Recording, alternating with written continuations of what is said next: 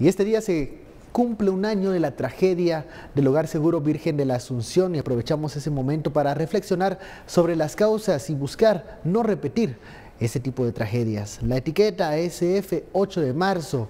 Antes los dejo con la nota.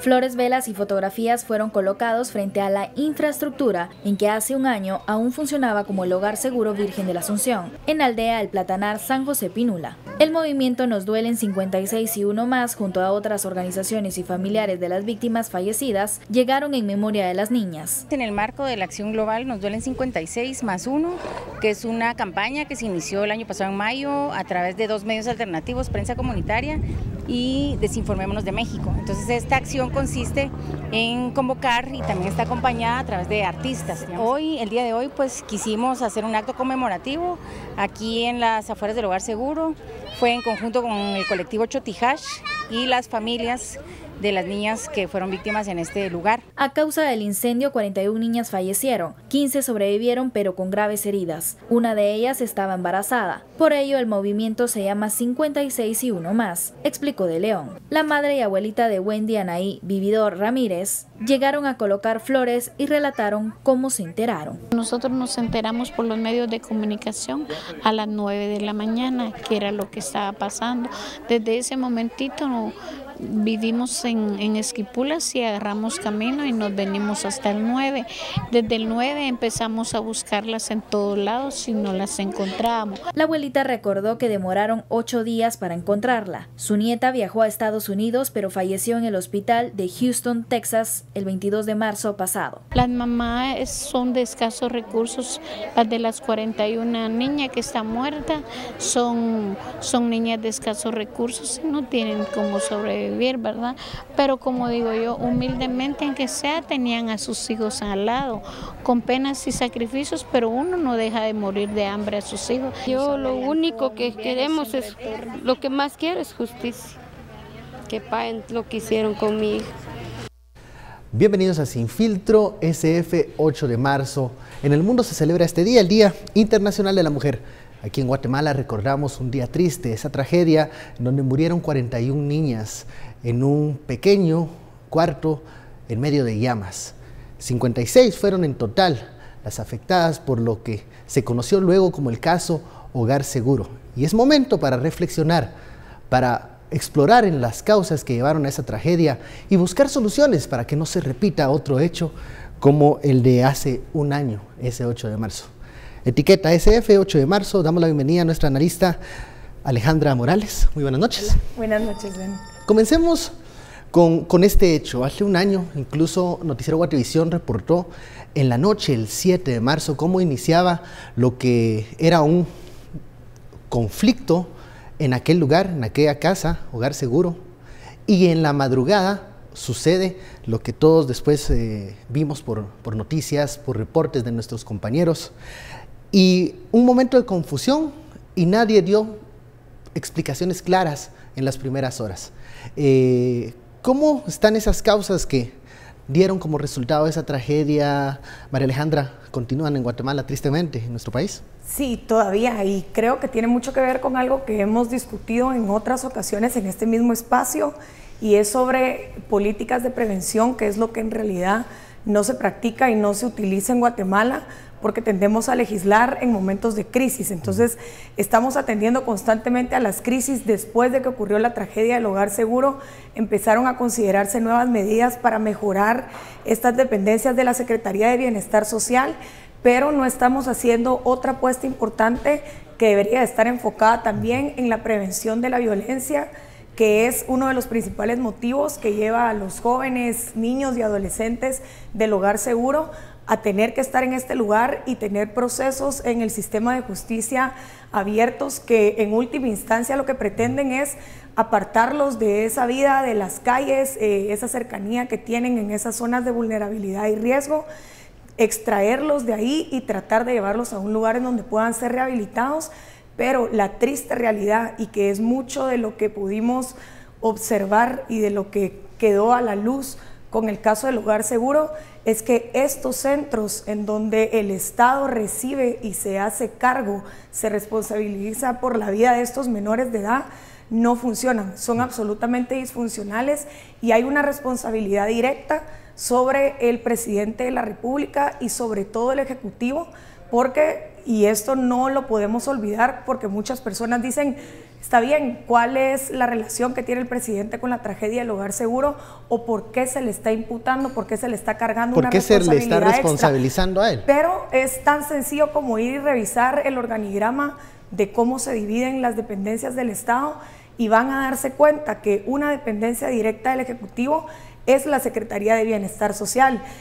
Al secretario de Bienestar Social lo nombra directamente el presidente, es decir, este es un espacio que el presidente podría aprovechar para demostrar que el trabajo en el Ejecutivo se hace bien y que los nombramientos se hacen con base en criterios de capacidad, honorabilidad y demás, pero resulta siendo todo lo contrario y vemos como una de las principales causas de la tragedia una incapacidad impresionante por parte de las personas que debieron haber respondido a esa crisis que terminó en tiene un desenlace verdaderamente fatal. Y es que horas después del trágico evento, María Alejandra, nos dimos cuenta en conferencias de prensa, en ya comparecencias de los funcionarios, que en la línea de mando las personas se contradecían en cuanto a qué había sucedido en el Hogar Seguro.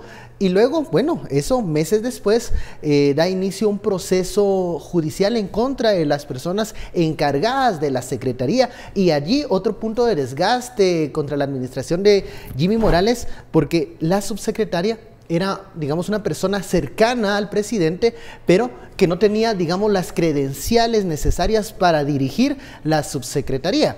Y eso no ayudó a abonar para hallar y encontrar la verdad de lo que sucedió esa noche en el Hogar Seguro. Como ocurre en todas las instituciones del Estado, y creo que este es un buen ejemplo para analizar mucho de la problemática que vemos a veces en el sistema y por qué las políticas cambian radicalmente con cada gobierno, por qué no hay un seguimiento en las políticas de Estado y por qué no se están implementando proyectos de nación, precisamente porque los partidos políticos son utilizados como vehículos para llegar al poder, pero en última instancia ese poder que llega a ostentar el candidato que gana las elecciones tiene que repartirlo entre aquellas personas que le apoyaron durante la campaña.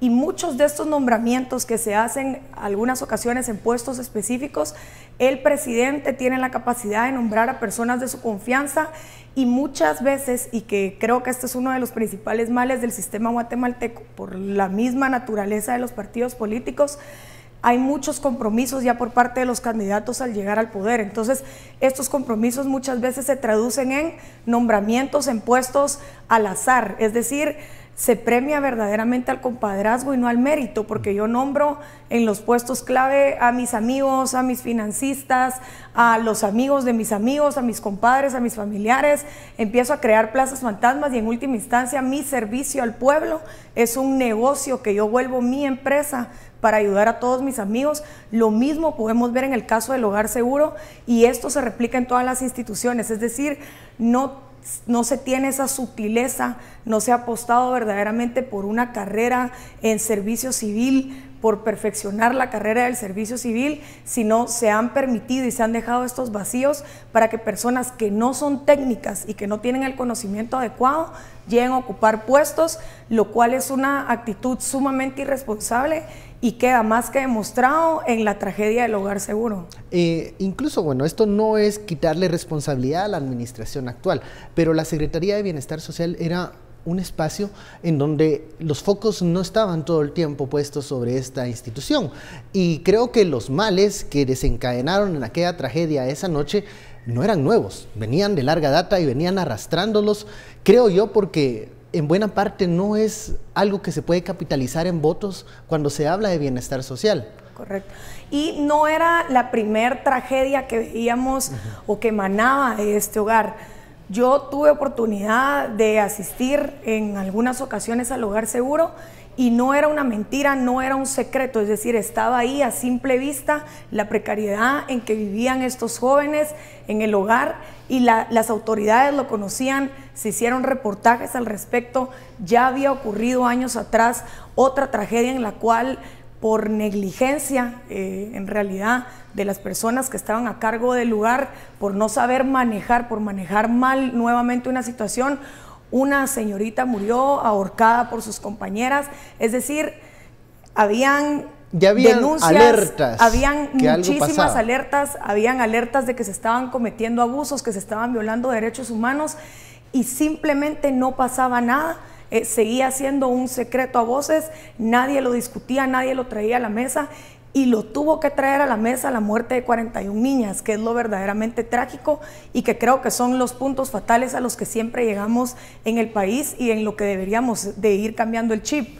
No puede ser que tenga que costar 41 vidas el que le pongamos atención a los programas del Estado que no funcionan, y no puede ser que esto se replique en las demás instituciones, como en la institución de salud, que hasta que los números son realmente alarmantes, entonces se pretende tomar medidas cuando en realidad ya vamos muy tarde. Bueno, vamos a la primera pausa de la noche, la etiqueta SF8 de marzo, porque aquí en Sin Filtro no olvidamos lo que sucedió hace un año en el Hogar Seguro Virgen de la Asunción. Volvemos luego de la pausa.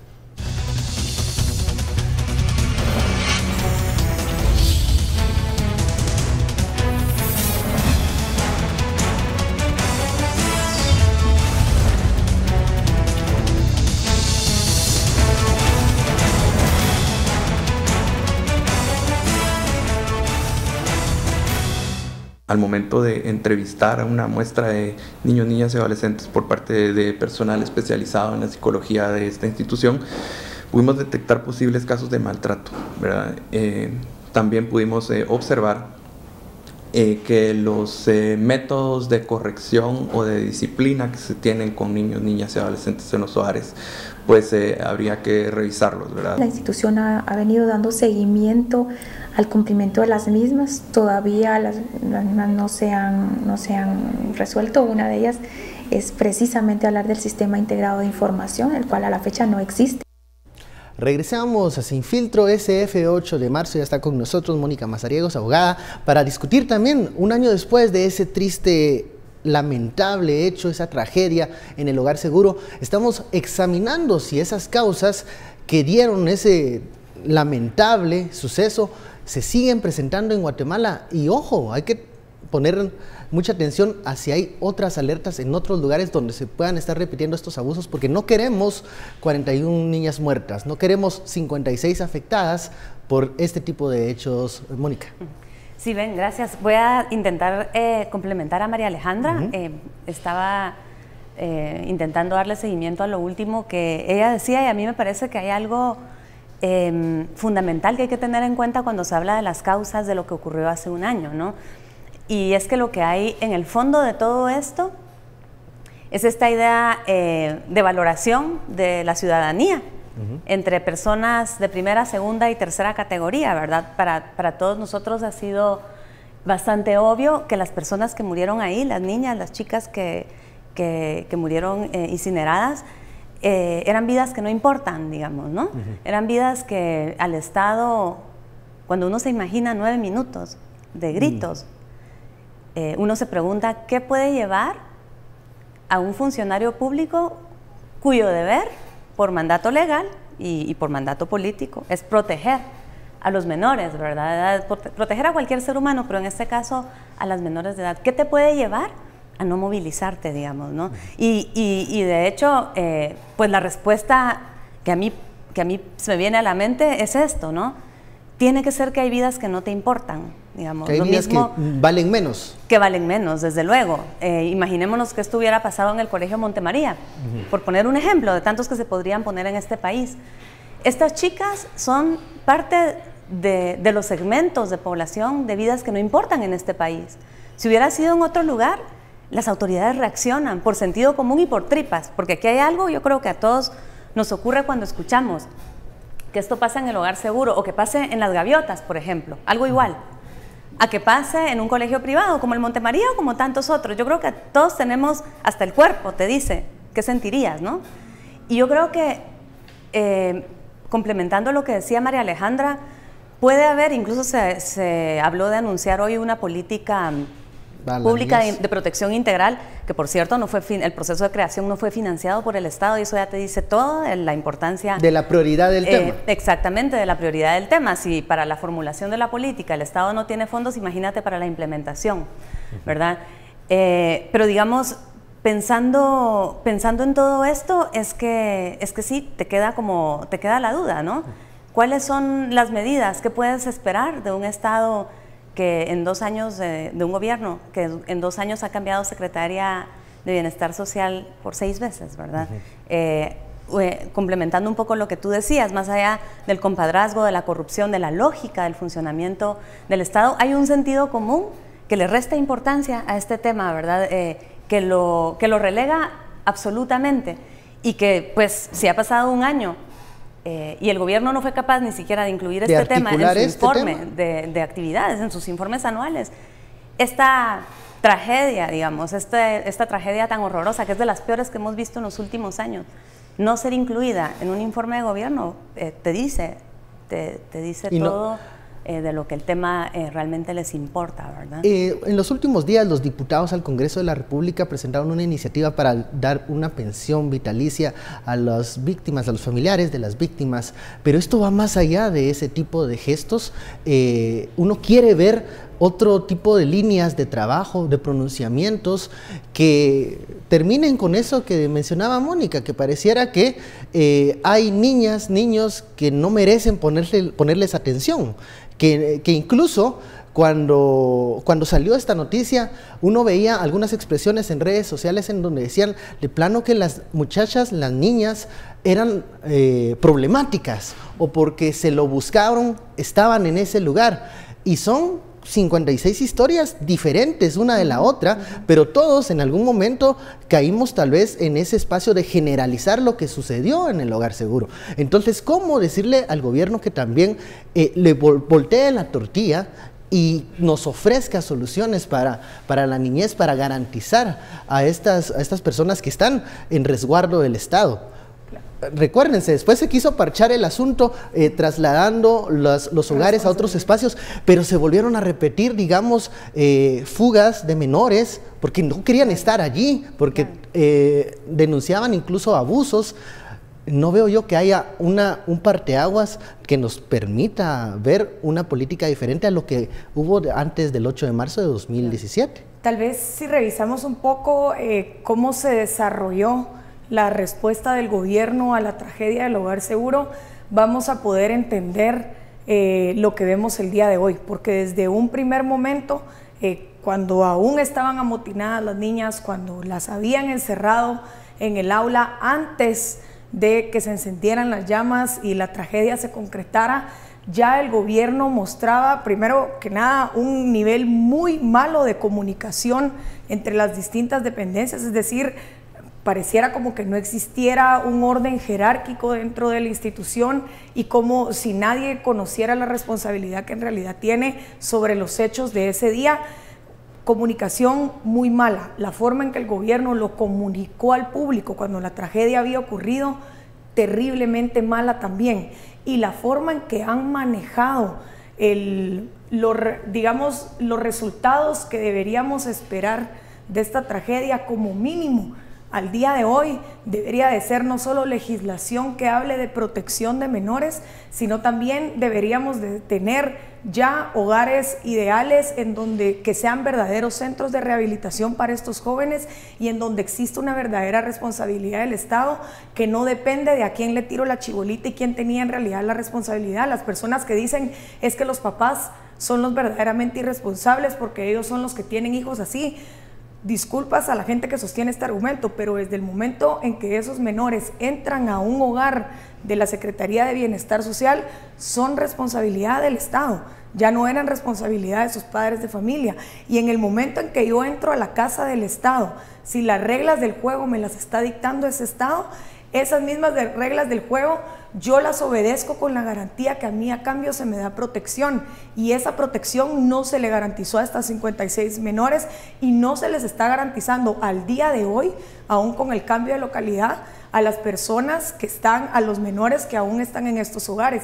Y creo que aquí hay que ir rompiendo también un poco un tema tabú, o que al menos en nuestra sociedad parece ser un tabú, el tema del respeto de los derechos humanos, y que creo que viene muy amarrado al argumento de las personas que dicen es que estos son seres humanos de otra categoría, es que estos eran niñas que tal vez no tenían futuro, es que las condiciones en las que crecieron, las circunstancias y demás, la forma en que las ve el gobierno y dice para mí este tipo de joven no es una prioridad, creo que tiene mucho que ver con la forma en que vamos retrasados en los debates de la democracia moderna y cómo en las democracias modernas los derechos humanos son algo fundamental y son de aplicación universal y no son un debate tan, podríamos decir, anticuado como el que se sostiene en Guatemala sobre si los derechos humanos son de izquierda o son de derecha. No, los derechos humanos se respetan porque todos saben que los poseen y todos saben que están íntimamente ligados al respeto de nuestra libertad también,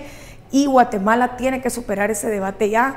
Y si llegamos a entender y a enmarcar suficientemente o a otorgarle suficiente valor a los derechos humanos, creo que vamos a poder comprender con mayor sensibilidad la tragedia del hogar seguro también. Faltó sensibilidad al momento de tomar este tema y ver lo que venía después de la tragedia para poderse plantear soluciones a futuro, para no ver a estas personas que están resguardadas por el Estado en ese momento, como se mencionaba muchas veces, personas que estaban en conflicto con la misma sociedad y que no tenían, digamos, una importancia o no eran productivas para el Estado.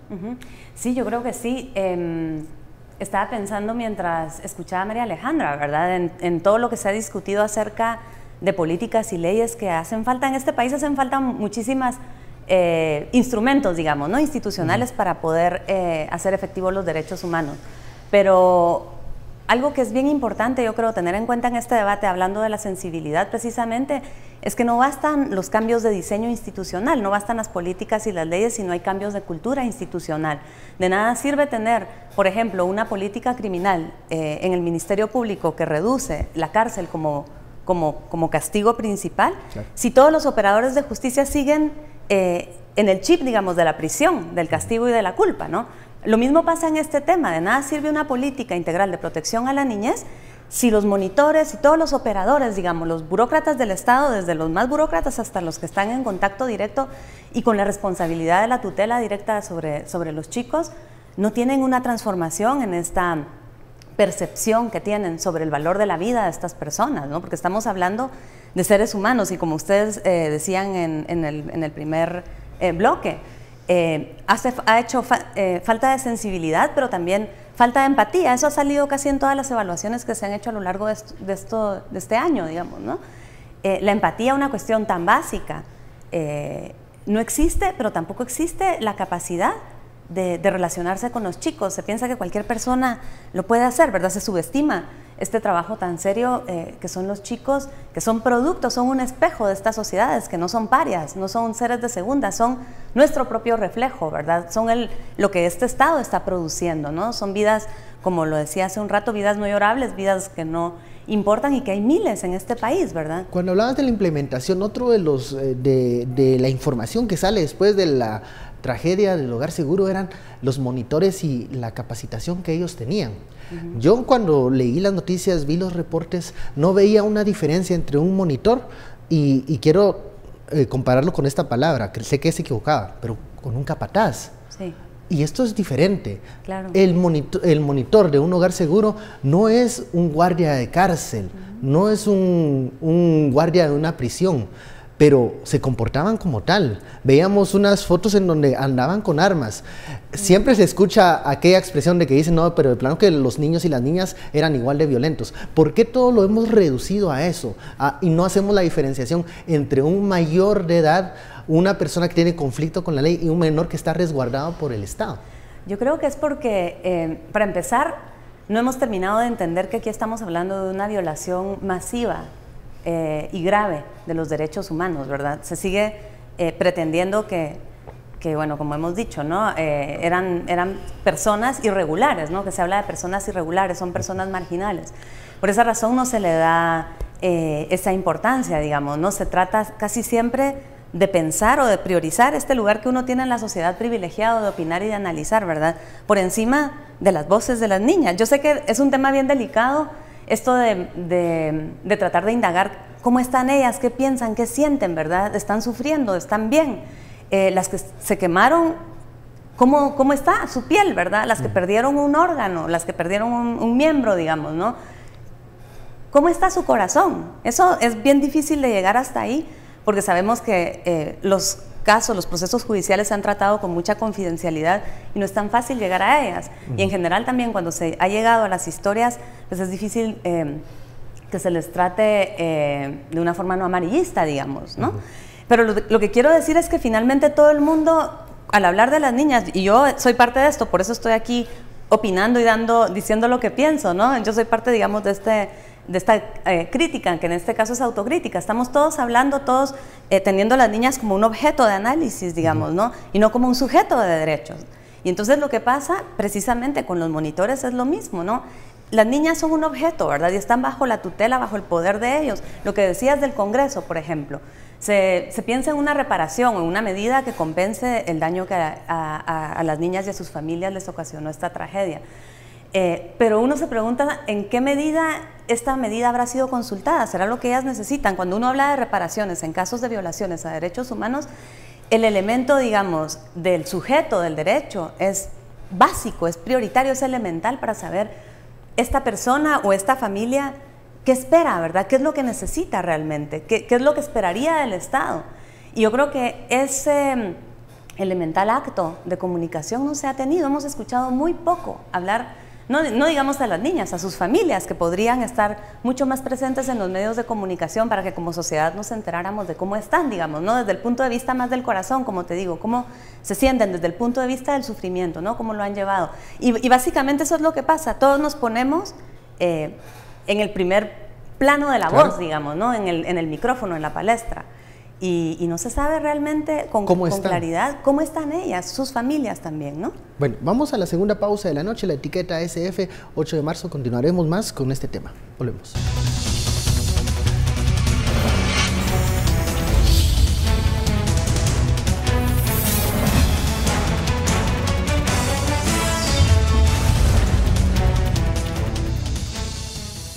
Regresamos a Sin Filtro, pero antes vamos con nuestro director Arondo Sánchez para conocer los temas relevantes de Sin Reservas.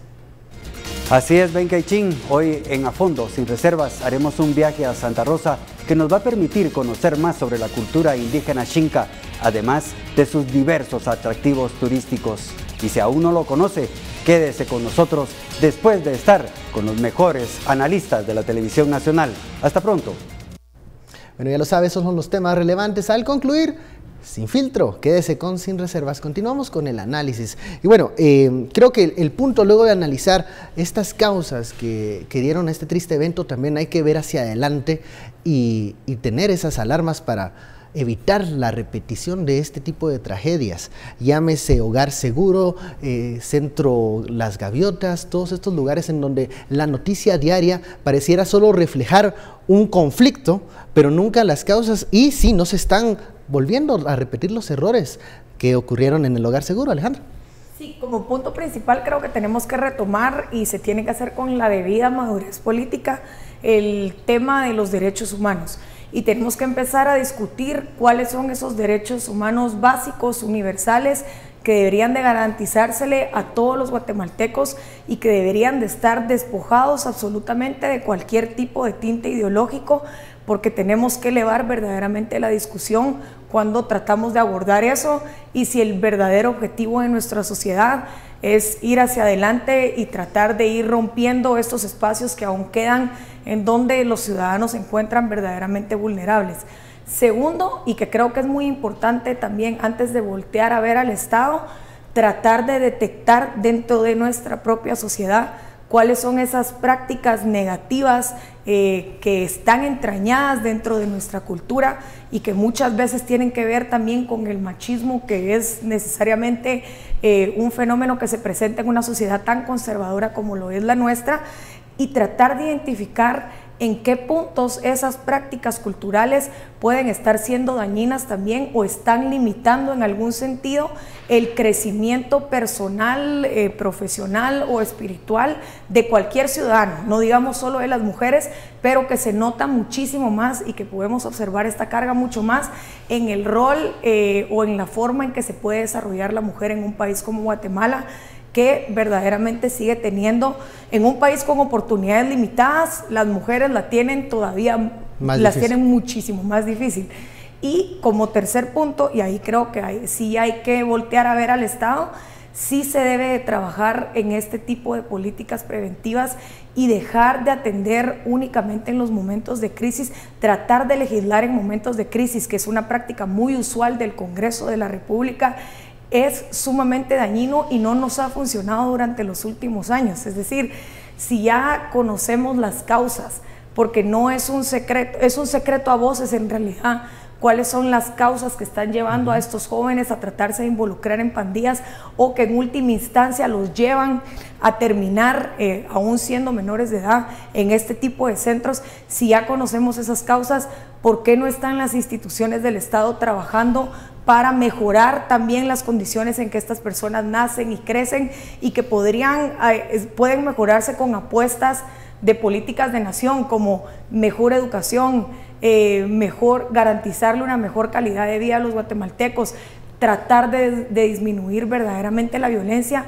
Todas estas son consideraciones que el gobierno no puede despreciar, y un gobierno como el actual, que ha salido desgastado de tantas situaciones, y esta en particular es una de las más especiales que le ha desgastado, debería de procurar como mínimo dejar un legado a favor de los menores de edad, a favor de las mujeres, a favor de las niñas, que pueda verdaderamente replicarse en siguientes gobiernos y que de alguna forma mejore la situación y las circunstancias en que las mujeres viven y crecen en Guatemala.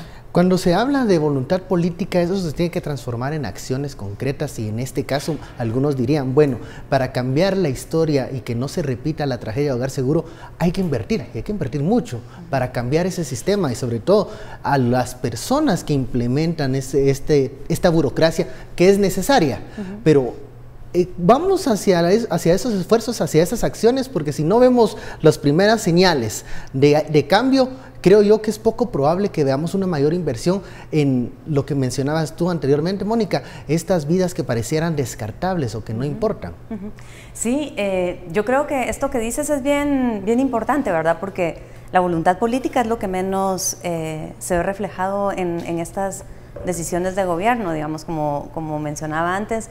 Tiene que pasar un año para que anuncien una política pública, pero además una política que ni siquiera ha sido apoyada por el presupuesto de ingresos y egresos del Estado, ¿verdad? Cuando piensas en esto, piensas precisamente en la implementación de esa política y en cuánto el Estado se va a comprometer con esto, y ahí es donde definitivamente pues te cae, digamos, la idea de que va a ser muy difícil, digamos. Es una cuestión de voluntad, pero es una cuestión también de cambio cultural, digamos, ¿no? Como decía hace un momento, tú puedes tener la política y puedes tener muchísimas leyes, pero si no hay una transformación cultural dentro de las instituciones, eso no va a llegar. Y desde luego que esto no sucede de un día para otro, pero abrir este debate sobre las causas, ¿verdad? Sobre, como sociedad, cuánto hemos llegado a profundizar la violencia vivida por este tipo de seres humanos, ¿verdad? Que son vidas descartables, ¿no? Como, bueno, ya se decía en el primer bloque, ¿verdad? Había varias acusaciones desde antes de agresiones sexuales, de condiciones súper precarias en las que viven, ¿verdad? Del tipo de comida, la comida descompuesta que tienen. Bueno, en general, digamos, las condiciones tan deplorables en las que se encuentran, sumado a la violencia sistemática que recibían en general de los monitores, pero de la sociedad también, ¿no?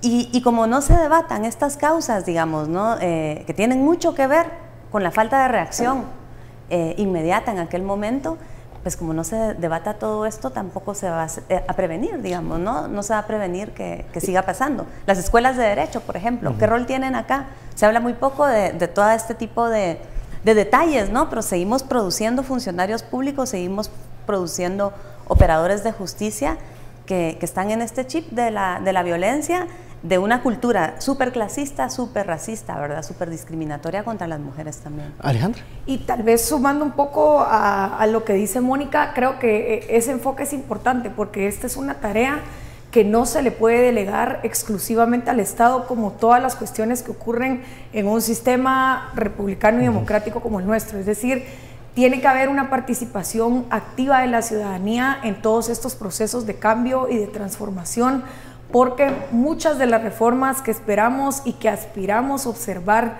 dentro de nuestro sistema y que creemos que pueden cambiar significativamente la vida de nuestra sociedad y pueden mejorar la calidad de vida de los ciudadanos, dependen en gran medida de la forma en que como ciudadanos nos involucremos.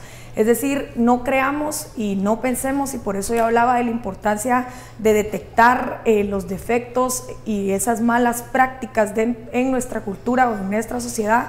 No creamos que el Estado nos va a verdaderamente resolver la vida si primero que nada no tratamos de promover como un trabajo propio y como parte de nuestra responsabilidad ciudadana temas básicos como esta cultura de denuncia, como la rendición de cuentas por parte de nuestros funcionarios y tratar de hacer efectivos verdaderamente esos canales que nos ofrece la democracia para poder exigir a nuestros gobernantes que estas garantías mínimas de respeto a los derechos humanos y a la libertad de las personas siempre estén garantizadas en realidad y que este tipo de violaciones no ocurran y que este tipo de tragedias pasen verdaderamente a la historia.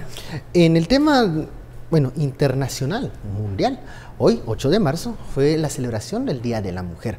En distintas ciudades alrededor del mundo se realizaron manifestaciones y marchas con posicionamientos claros. Guatemala no fue la excepción, también se realizó en las calles del centro histórico pues ciertas consignas y también denuncias de la situación de la mujer en Guatemala, y una de estas fue Hogar Seguro. Pero ¿qué otros puntos son aquellos en donde hay debilidad, en donde el Estado y la sociedad en su conjunto les debe a la mujer, Mónica, y que hay que poner principal atención? Sí, yo creo que un punto de partida para hablar de esto es pensar en cómo han ido evolucionando las libertades y los derechos para los seres humanos en el mundo, ¿verdad? Si tenemos en cuenta que en Guatemala el voto universal, o sea que las mujeres tenemos derecho al voto desde 1965 apenas, ¿verdad? Sí. Es que no han pasado ni 100 años. Te puedes hacer una idea de lo retrasadas que se encuentran otras deudas, digamos, pendientes del Estado que tienen más que ver con derechos económicos, sociales, con derechos culturales, ¿verdad? Con transformaciones más estructurales, ¿verdad? Con esta idea de que para las mujeres siempre hay trabajo, pero por ejemplo no hay empleo. Esa sigue siendo una reivindicación importantísima, empleo digno y en igualdad de condiciones, pero la lucha por la igualdad en sí misma es una cuestión súper central y súper pendiente en la agenda de las mujeres en Guatemala, digamos, ¿no? Por eso ves temas diferentes, por ejemplo, en la manifestación que hoy se dio en Madrid de una marcha, de un paro, consignas diferentes a las de Guatemala, porque la realidad de Guatemala es diferente y va, como mencionabas, atrás en la búsqueda de estos derechos. Claro. Me parece que esa comparación es bien atinada, y no digamos si pensáramos en algún país de Europa del Norte, ¿no? Esto que mencionas es importante porque yo creo que en Guatemala hay que tener en cuenta que la discriminación hacia las mujeres no se basa en una división binaria hombres-mujeres, ¿verdad? Aquí hay factores importantísimos que tienen que ver, ¿verdad? O sea, hay mujeres mayas, hay mujeres afrodescendientes, mujeres garífunas, hay mujeres urbanas, hay mujeres rurales, campesinas.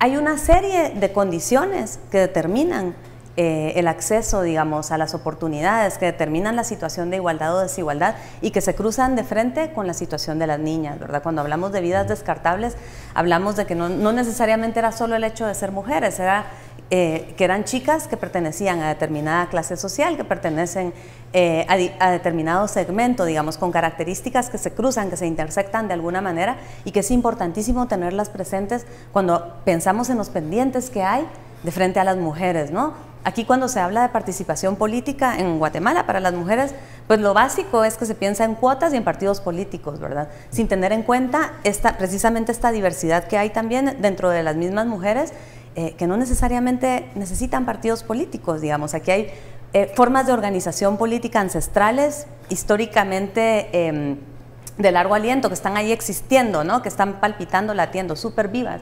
no solo los partidos, y hay mujeres dirigiendo estas organizaciones. Entonces, para mí que el debate debe abrirse teniendo en cuenta todas estas diferencias, digamos, intersectando todas estas, no es una cuestión solo de género, ¿verdad? Hay una cuestión de clase, hay una cuestión también de racismo que atraviesa la desigualdad de las mujeres en este país, y eso debe tenerse en cuenta. Bueno, vamos a la pausa. A la etiqueta SF 8 de marzo estamos hablando sobre estas causas y estas deudas, estos pendientes.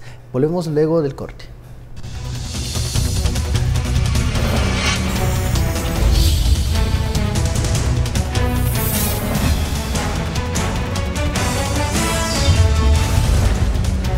Regresamos a Sin Filtro, la etiqueta SF 8 de marzo, estamos hablando del Día Internacional de la Mujer, también estamos reflexionando por el caso Hogar Seguro y toca Alejandra. Alejandra, estábamos hablando con Mónica sobre las diferentes consignas en distintas ciudades por el Día Internacional de la Mujer.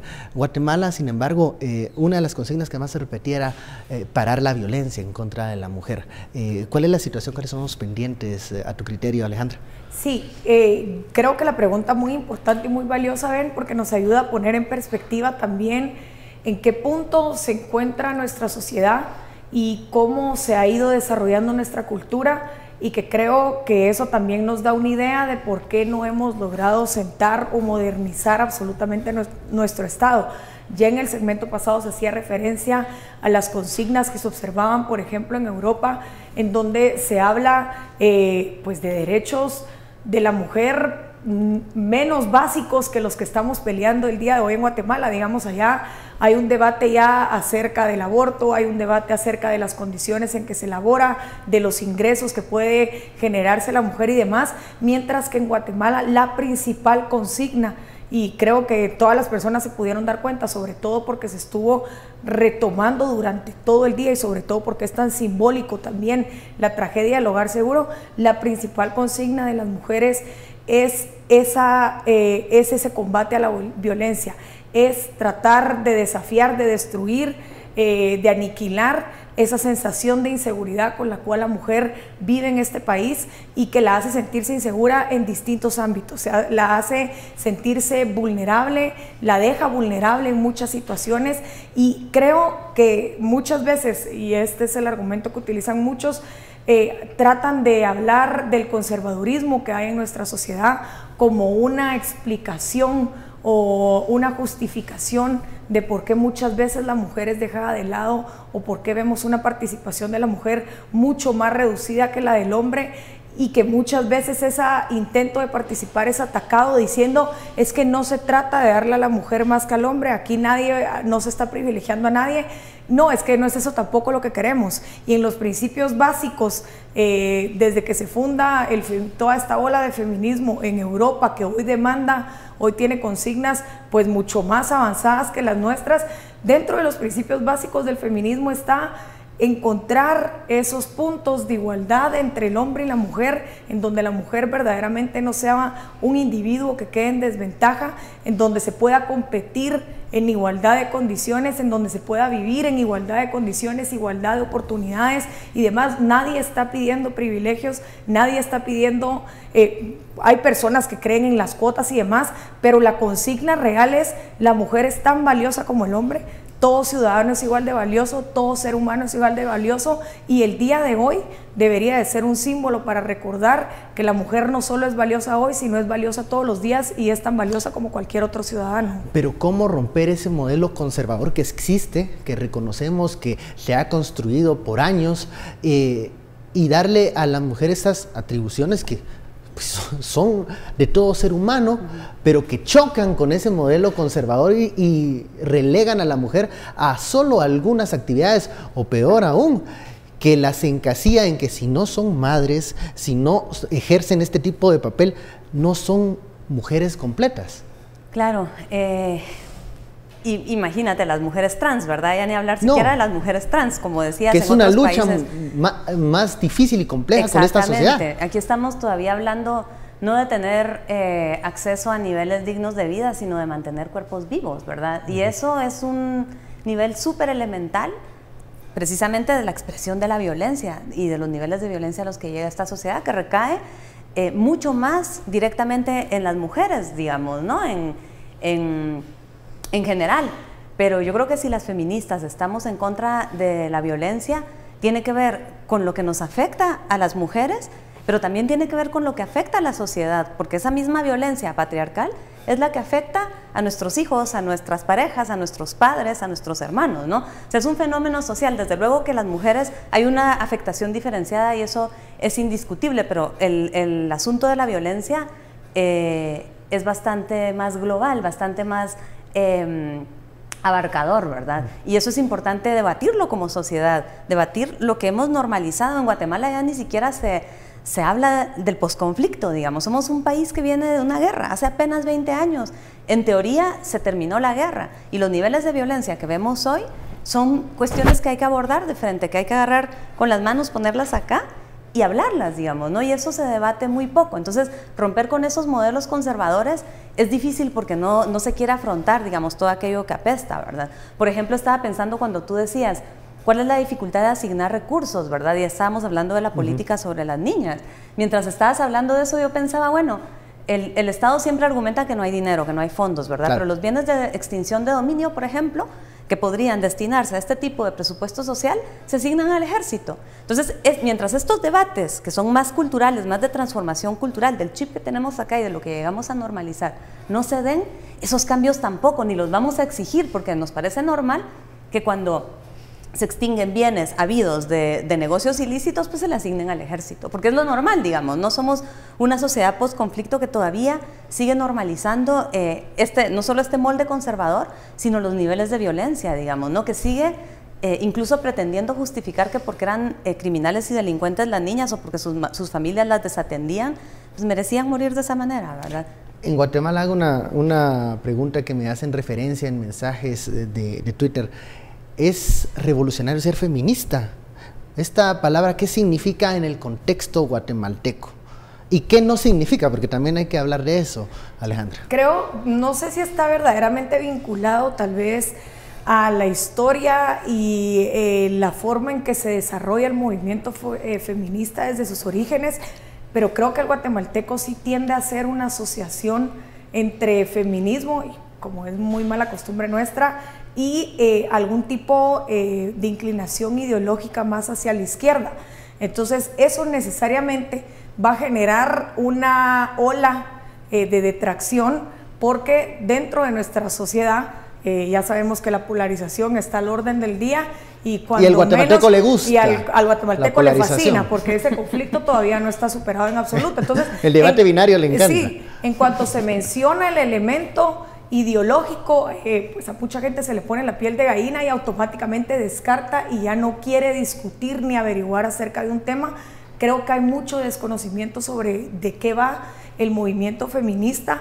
Es más, me atrevería a decir, creo que hay muchas personas que dicen ser parte del movimiento, pero tienden muchas veces a desinformar y tienden a crear una impresión equivocada de lo que en realidad busca este movimiento. Y creo que habría que retomar, para tratar de suavizar un poco y tratar de ir metiéndole un poco la idea al guatemalteco, que el movimiento feminista desde su origen no busca privilegiar a la mujer, no busca en realidad generar o crear ningún tipo de privilegios, todo lo contrario, es eso lo que se busca combatir. Es decir, el movimiento feminista quiere destrozar todo acto que pueda ser motivo de discriminación hacia la mujer, todo acto que deje a la mujer en una posición de desventaja o que trate a las mujeres como un ser humano de una categoría inferior a la que son los hombres.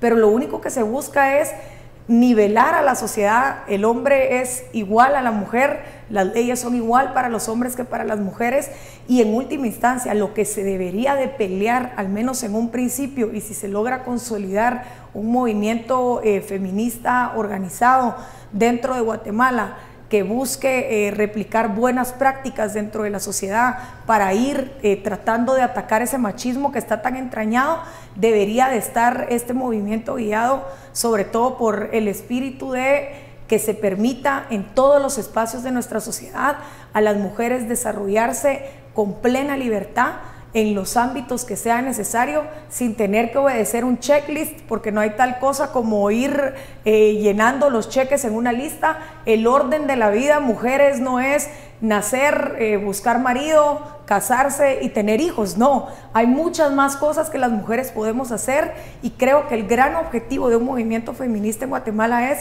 permitir que todas las mujeres se conviertan en esa luz que ya tienen dentro, pero que esa luz se puede irradiar hacia toda la sociedad, y que esa luz no esté verdaderamente limitada por ninguna de las reglas anticuadas que muchas veces respetamos todavía en nuestra cultura. Y que creen muchas personas que son reglas de vida. Sí. ¿Qué significa ser feminista en Guatemala? Claro, muchas personas y también los hombres, ¿verdad? Porque estos roles que tú describías nos afectan por igual.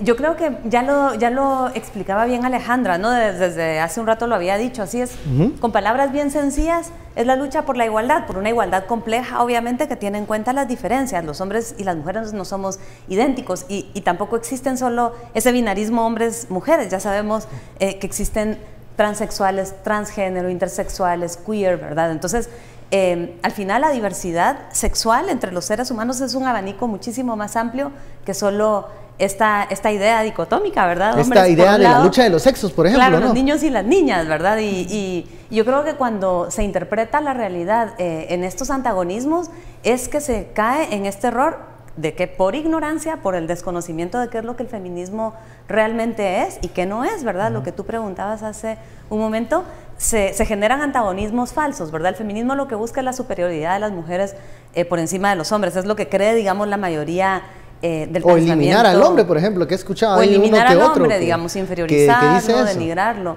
Hay mucha ignorancia, hay mucho desconocimiento, ¿verdad? Y habría que enterarse un poquito más, pero yo creo que en palabras muy sencillas, pues Alejandra lo ha comunicado muy bien, ¿verdad? Es esta idea de la lucha por la igualdad, ¿verdad? Por la igualdad de derechos, por la igualdad de oportunidades, sobre todo, ¿verdad? Lo que te decía, aquí nos abunda el trabajo, pero el empleo es para los hombres.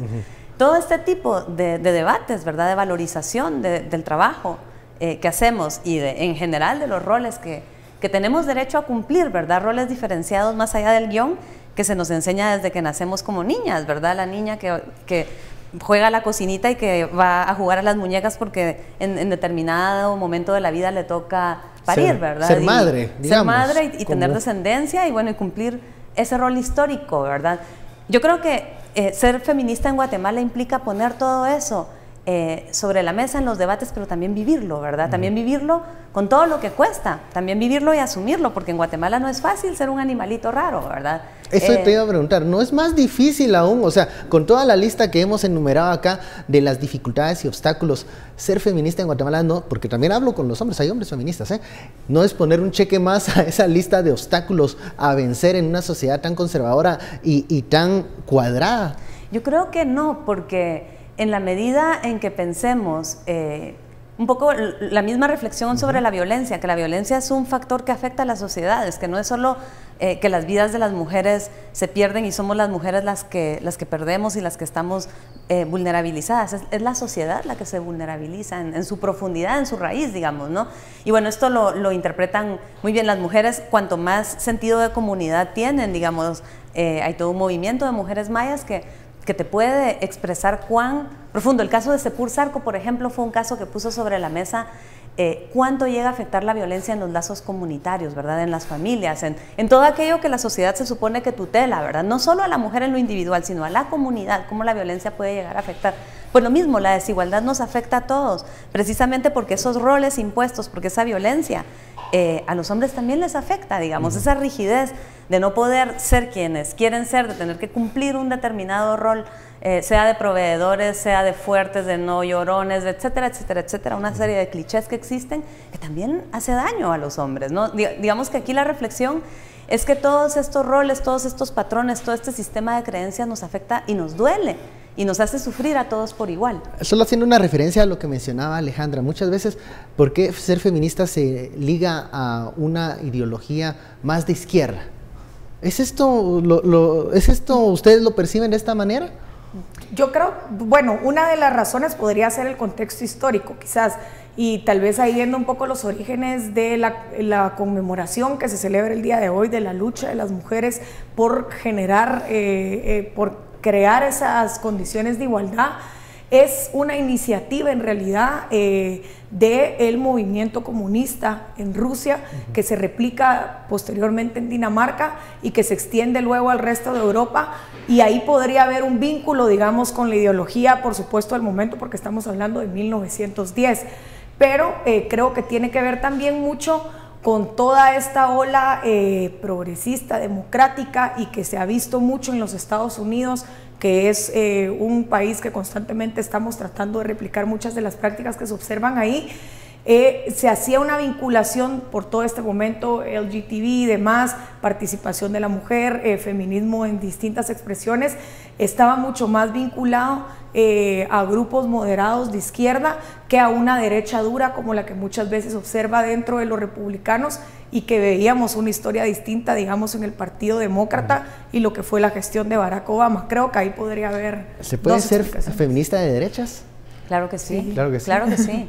Claro que sí. Yo pienso que en Guatemala la asociación del feminismo a la izquierda tiene que ver con que aquí cualquier propuesta que transforme el statu quo es izquierda, da igual lo que sea. Aquí es comunista cualquier cosa que rompa con lo establecido. Digamos, somos una sociedad profundamente conservadora. Yo creo que eso es una explicación como muy inmediata de por qué en las redes sociales se habla de feminismo y estas interpretaciones, digamos, tergiversadas de las que estábamos hablando en las redes sociales y en general en el imaginario social de las personas en Guatemala. Yo creo que tiene que ver con eso, con que cualquier cuestión que rompa, sea de carácter económico, aborde el sistema económico o no, porque por supuesto que se puede ser feminista de derechas, claro que sí,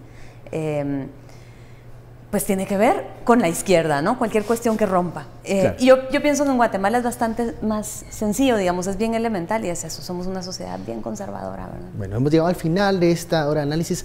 Interesante el tema, desde esta reflexión del caso del Lugar Seguro hasta esta lista de pendientes de Guatemala, ¿no? Y de la sociedad hacia las mujeres, y también una reflexión que tenemos que hacer nosotros los hombres. Muchísimas gracias, María Alejandra, gracias. Mónica, Gracias a ustedes a ti. muchísimas gracias por su preferencia. Esto fue Sin Filtro. Feliz noche.